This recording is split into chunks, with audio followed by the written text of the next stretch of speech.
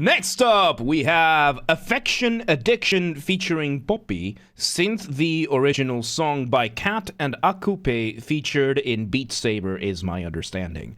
Once again, everybody, this is a Basterd's LFA, a layman-friendly analysis. I'm a professionally trained musician, a composer, and my objective here is to explain things in a way so that you don't have to be one to understand what is happening here, musically. So if you like the sound of that, make sure you're following the channel, subscribe to the channel, whatever term you want to use, like the video, share the video, leave a comment, turn on notifications, become a member. I'm doing the rest of the spiel at the end of the video, so stick around for all the other things. Disclaimers showing in your screen right now, so pause the video if you want to read them in full. Otherwise, let's do this. Affection Addiction, let's go.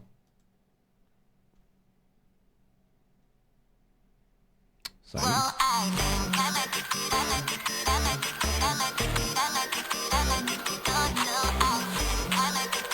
Okay, so we start with vocals. So this is a song. There's a very good distinction, important distinction to make between a song and a piece or track. Pieces or tracks are going to be instrumental, where the melodies, the motif, a motif being the smallest version of your musical idea, the seed, the essence from which everything else comes from, where your motif is going to be the driving force behind your music. Whereas a song is going to have vocals, and it's going to have a fairly different structure where the singing, the lyrics are going to be the driving force of your music. So, in this case, we are starting with a very interesting type of intro, which is just your chorus. Chorus number one. So your chorus is going to be music over lyrics. Music over lyrics. You're going to want to make this as catchy as possible, as melodic as possible. This is the most climactic part of your song that you want. Then in your verse, it's going to be text over lyrics, which then you can just do different things in and just mellow things out. So we have an intro, which is technically just a chorus being done right now. So we have the vocal with this really, really cool distortion. And then in the background, we have the accompaniment. We have a synth or a piano giving us some basic chords, establishing the chord progression that we're using. The chord progression is just the order of the chords you're using, right? So let's see where this goes. Oh, and we bring in a synth. Verse 1.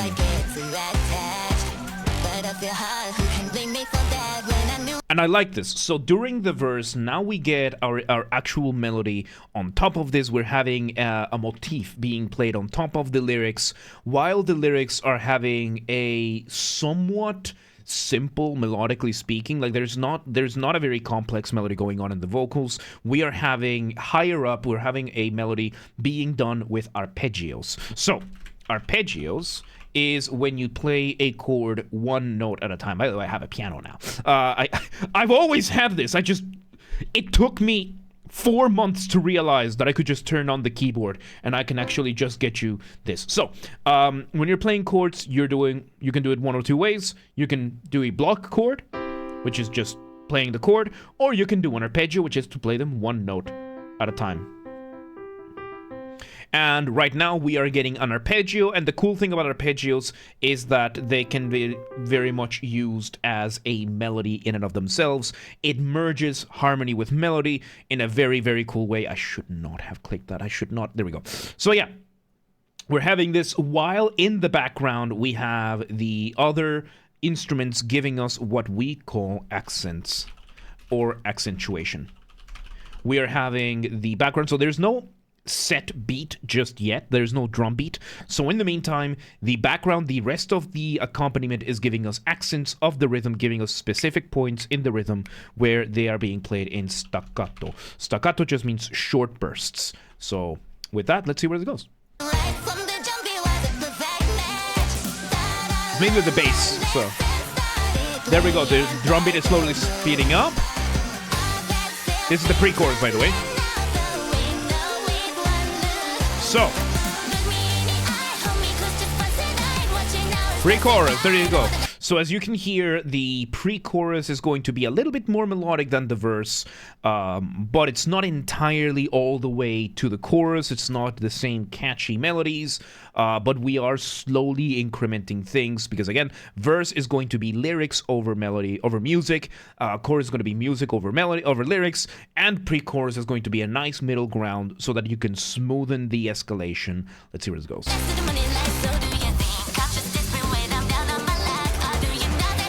Another change in the pre-chorus, and chorus number 2.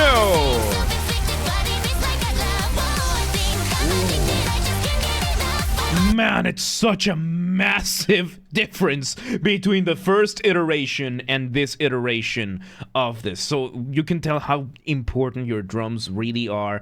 We're still having one of the synths continuously doing arpeggios at the same beat, but now it's the drum beat. The drum beat is what is really doing this, giving animated kind of a little bit, but more importantly, it goes to show how important your drum section, your accompaniment is. I have to bring it up. If you want to hear another example of how important your rhythm section is, your accompaniment, listen to the intro of The Mirror by Dream Theater. Intro of The Mirror by Dream Theater. The guitar is doing the exact same thing for a minute straight. Chong, chong, chong, chong, chong, chong, chong, chong, chong. 1 minute non-stop of that, which is called an ostinato, by the way. That is called an ostinato. Ostinato is when you're doing the exact same thing over and over and over and over again. And in the meantime, while the guitar is doing the ostinato, you have the drums, the synth, the bass changing the beat, changing the chords and everything around it. There's points where it's genuinely difficult to tell that the guitar is still doing the exact same thing. It's insane. So to a less obnoxious or exaggerated degree, we've had this now from going from the first chorus to the second chorus. So let's see where this goes. Yes, Francisco, yes.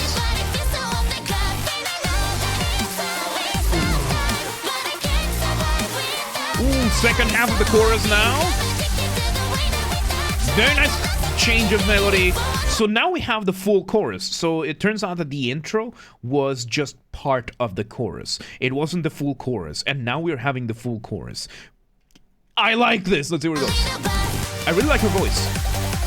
Now we are doing an instrumental break. We have the melody being played. We still have those arpeggios in the higher synth. Oh, really cool acceleration. Verse number 2. And now we're doing something nice and clever. We are going back to the same accents with the bass and the drums, but now we are including another drum, giving us another build-up, building that tension very, very nicely, speeding things up. Once again, showing us, I'm not going to mention it again because I just mentioned the mirror, but yeah, we're speeding things up just by adding that extra drum, like bass drum.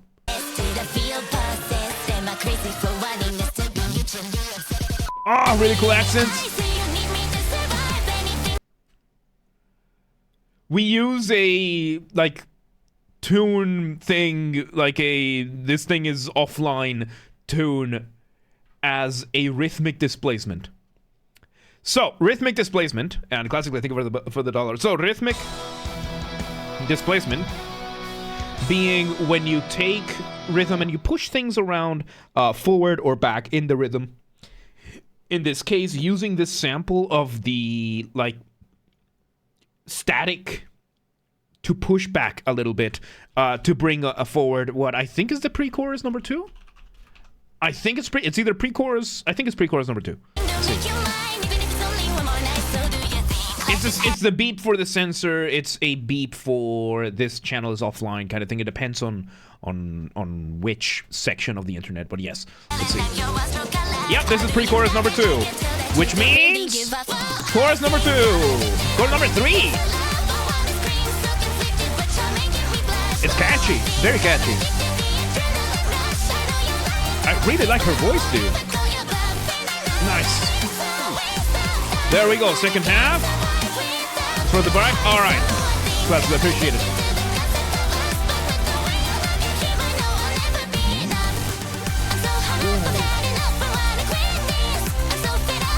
Okay, so now we have come to what is called the bridge.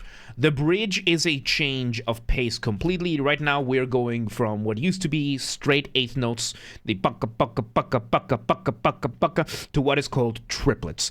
Bucka bucka bucka bucka bucka bucka. That's all that you need. We're just changing the feeling from straight eighth notes to triplets. I'm not going to get into the full lecture of that. But swing is based on triplets. But yeah, let's see. This is really good. Let's see where it goes. So we have this.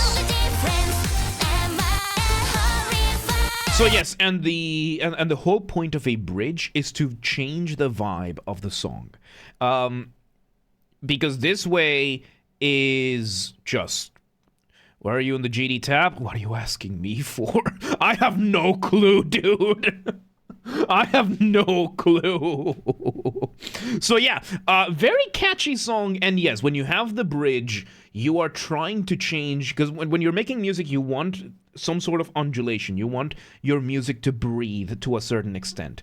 And the purpose of the bridge is to make your music change vibe so that when you go back to the chorus, the distance traveled, usually you want to tone down the tension so that when you go back up to the chorus, you shoot even higher. So, you said Geometry Dash like 12 times this stream. It's not the first time. I have no clue. I'm gonna actually have to check my tags and everything, because I don't remember putting this in. Yeah, I don't have this in the tags or anything. I genuinely don't. I genuinely don't, so I have no idea why YouTube is doing this. So, yeah, anyway. Probably because of the music, partially because of the music, but still. Either way, so we are having this now, the bridge, which is probably going to build towards either a break, a dropping of the beat, or another chorus. Let's see where this goes.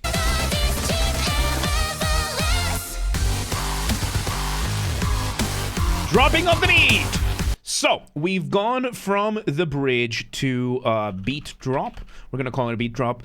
So, when you're making music, you want to keep a very careful balance between what is familiar and what is new. Too much familiarity, too much repetition, too much of the same material over and over, you risk boring the listener, they tune out. Too much new material too quickly, you risk overwhelming the listener, they tune out. There is one universal exception that applies equally across all genres, and that is solos.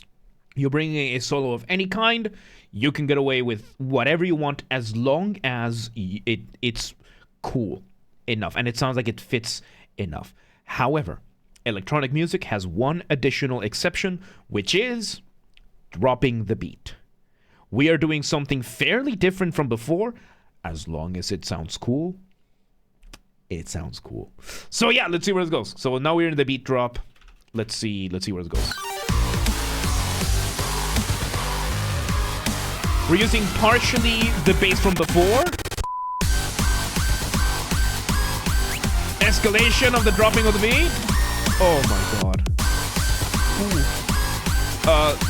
god. Bro, we handle the requests one at a time. So we're doing right now one from what we call the live queue. Then we're going to be doing one from what we call the bribe queue. Yeah, we got the beep again. And yeah, you can hear how it's just escalating.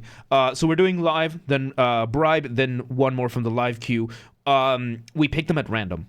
We pick them at random so that everybody who is in the audience in the live stream gets a fair shot. That is the fairest system I could think of, yeah. Anyway, let's see where it goes. So yeah, we're having this. A second bridge. No, pre-chorus. Pre-chorus 3, 2. A chorus number 4 with a direct modulation.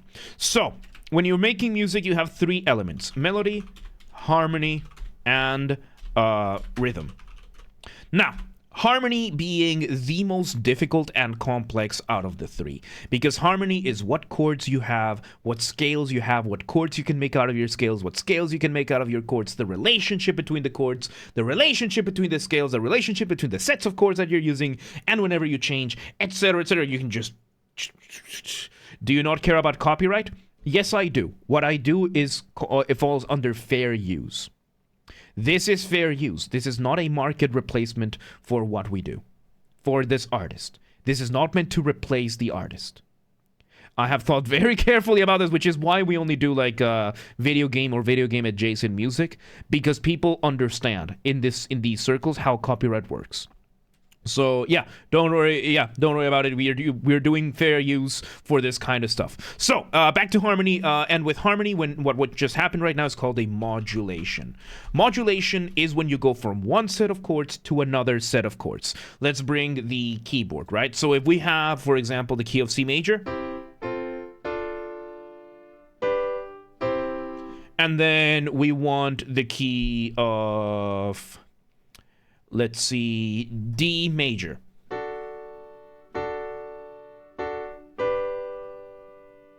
I'm forgetting my scales right now. What the fuck?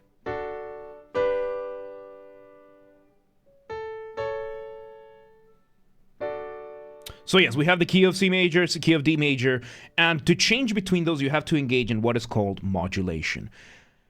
Usually there are a bunch of ways of doing it. You can go into like the individual scales, find the common denominators, find the different chords that you can make, or you can do what happened in this one, which is just called direct modulation, which is, oh yeah, we're in the key of C major. Now we're in the key of D major. And that's it. That's it. So we have that, and that's what happened just now with this chorus, which is a very common thing to happen in the final chorus of the song, just having that direct modulation up a step, because it's up a step. It brings you that. Really cool. So yeah, let's see where it goes.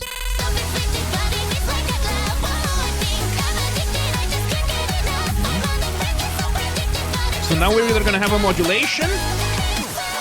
Oh, I love this part of the chorus. How are you gonna end this?